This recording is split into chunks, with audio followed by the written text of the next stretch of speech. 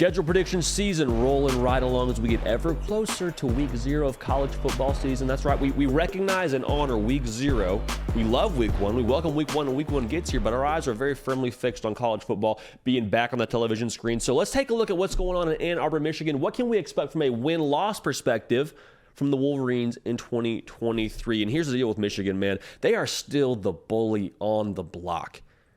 I mean, I have a hard time finding a weakness for them. They bring back 91% of the offense that scored 40 points a game, mind you. 80% of the defense production that allowed 16 points a game. The returning production for them is top 5 in the country. Okay, so that's the first thing. They will have more offensive linemen drafted than probably most teams in college football will have players drafted, which is just frightening to think about. There was someone at SC Media Days that was mentioning Michigan potentially having 7 cats drafted on the O-line. That is ridiculous, y'all. It's ridiculous. You bring back Donovan Edwards and Blake Corum that carry the mail for you better than FedEx in Ann Arbor. There's nothing within this team that is going to be a weakness. Now, those that are naysayers about Michigan, the thing they'll point to is, well, what's J.J. McCarthy going to be?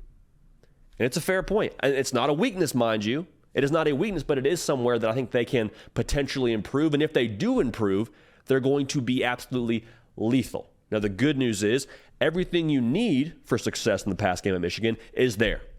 Roman Wilson, there. Colston Loveland, going to be a freak show for them this coming season in the Big Ten. I would not be surprised if he's an all Big Ten tight end for them when it's all said and done this coming season in Ann Arbor. Cornelius Johnson popped last year against Ohio State. He's back. Then J.J. McCarthy, from a physical gifting standpoint, has everything to be successful and to be an all-Big Ten quarterback.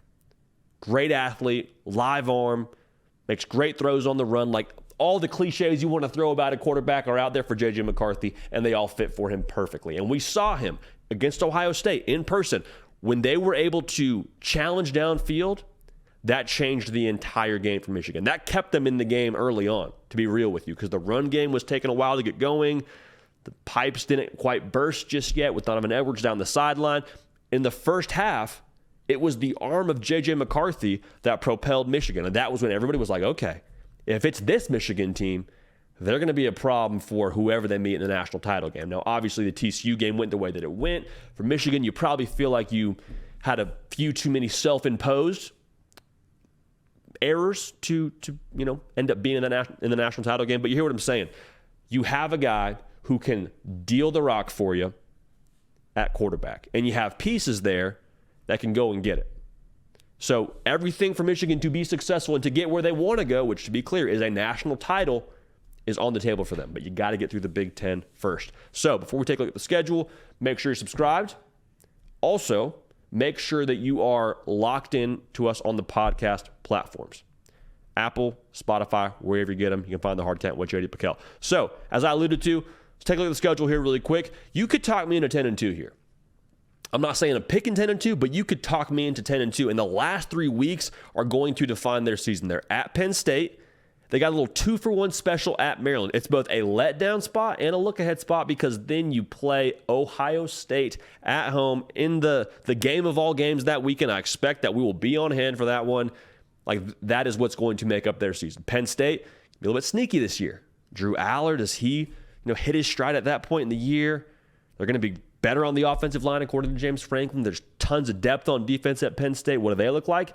Maryland's sneaky now. Anytime you have a mobile quarterback that can also throw it downfield like Taulia Tagovailoa, just keep an eye on that Maryland game. That's one that makes me nervous. It's on the road. It's the game before Ohio State. It's after Penn State. I hate that spot if I'm a Michigan fan. And then you get Ohio State, and that game speaks for itself. You could talk me into 10-2. I don't see a world where they finish 0-3 in that stretch. I don't see a world where they also drop a game at Michigan State as well as one of those games.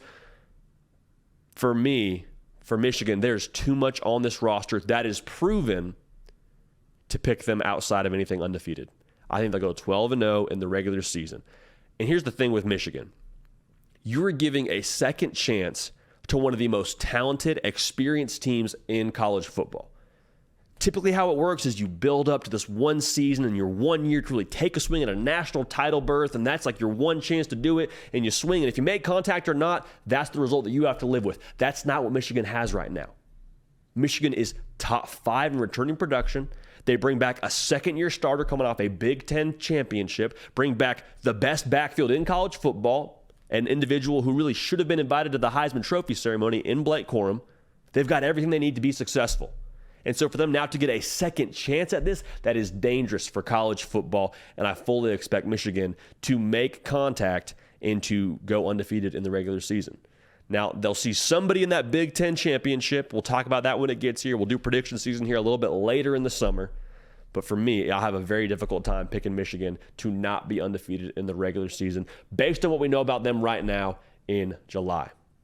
All right, now, no more time for missing shows. We want y'all locked in with us. We're less than 40 days away from college football season. We're live on Tuesday and on Thursday, 11 a.m. Eastern. Get in the live chat. We'll have a good time. The interaction that y'all allow us to have on here, the community that you have allowed us to build, is why we love college football. It's a communal sport. Love y'all. We appreciate y'all. We're going to keep this party rolling, and we will see y'all next time.